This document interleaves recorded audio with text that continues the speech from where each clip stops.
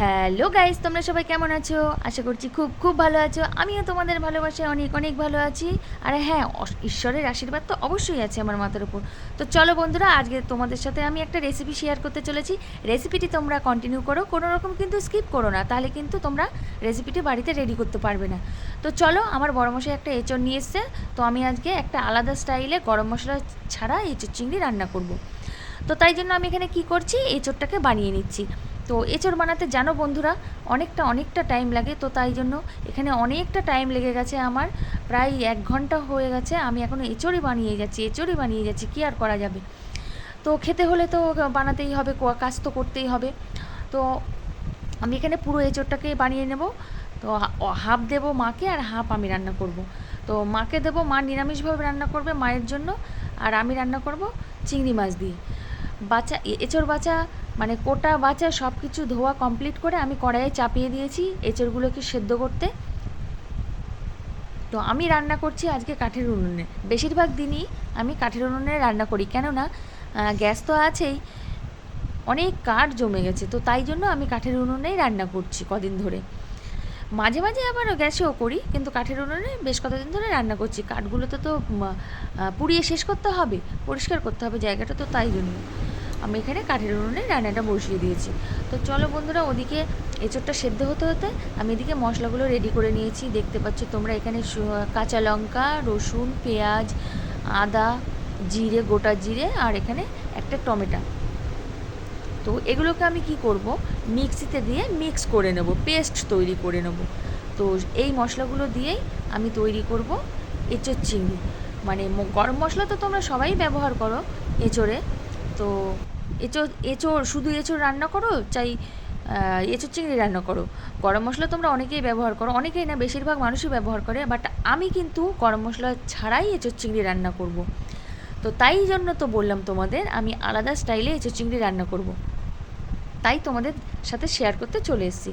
তো চলো বন্ধুরা, আমি এখানে মশলাটাকে ভালো করে পেস্ট করে নিয়েছি। দেখতে পাচ্ছ সুন্দর একটা ব্যাটার মতো তৈরি হয়ে গেছে। তো আমি এবারে ফাইনালি চলে এসেছি উনুন পাড়ে। ওদিকে এঁচোড় সেদ্ধ হয়ে গেছে, এঁচোড়টাকে আমি একটা পাত্রের মধ্যে মানে জল ছেঁকতে দিয়ে দিয়েছি, জলটা ছেঁকে পাত্রের মধ্যে রেখে দিয়েছি। আর এদিকে আমি চিংড়ি মাছ ধুয়ে বেছে রেখেছিলাম, সেগুলোকে লবণ হলুদ মেখে কড়াইতে ভাজতে দিয়ে দিলাম। হাফটা দিয়ে দিয়েছি কড়াইয়ে দিয়ে ভাজছি, আর হাফ ভাজা হয়ে গেলে আবার হাফটা ভেজে নেব।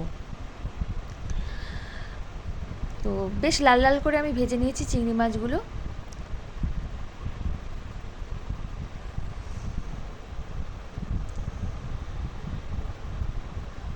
তো মাছগুলো ভাজা হয়ে গেছে, আমি এবারে মাছগুলোকে একটা পাত্রের মধ্যে তুলে নেব।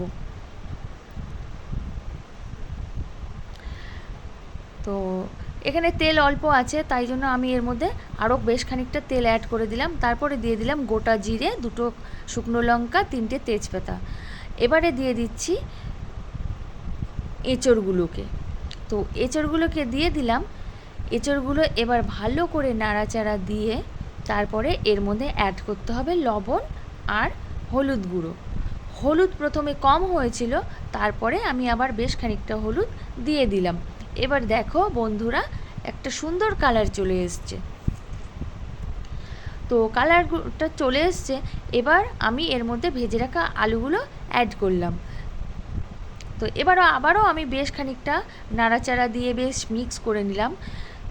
তো আমি এবারে দিয়ে দেব এর মধ্যে ভেজে রাখা চিংড়ি মাছগুলো। তো ওদিকে উনুনের জালটা নিভে যাচ্ছিল, তাই জন্য উনুনের জালটা একটু এগিয়ে দিলাম, দিয়ে আবার একটু নাড়াচাড়া দিয়ে এবার আমি ফাইনালি চিংড়ি মাছগুলো এঁচড়ের মধ্যে দিয়ে দিলাম। এইবারে আবারও ভালো করে সব কিছু দিয়ে মিক্স করতে হবে। মানে এবারে আমি মশলাগুলো, পেস্ট করে রাখা মশলাগুলো এঁচড়ের মধ্যে দিয়ে দিলাম। সামান্য একটু জল দিয়ে নাড়াচাড়া করতে যাব।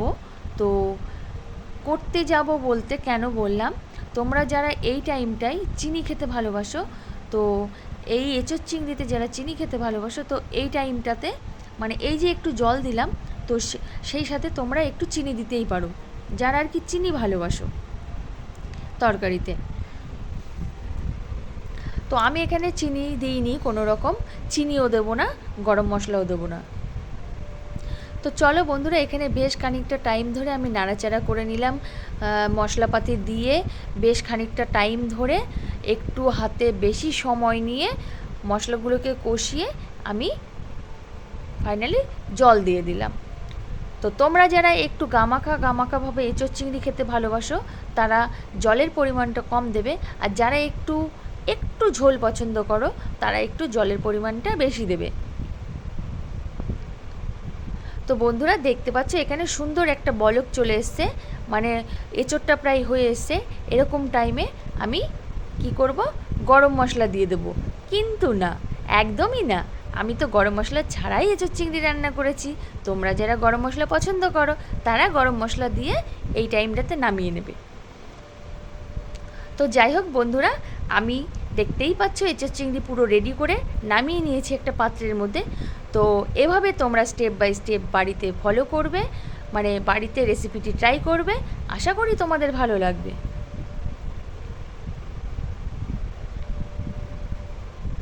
চলো বন্ধুরা, আজকের মতো তোমাদের সবাইকে বাই বাই।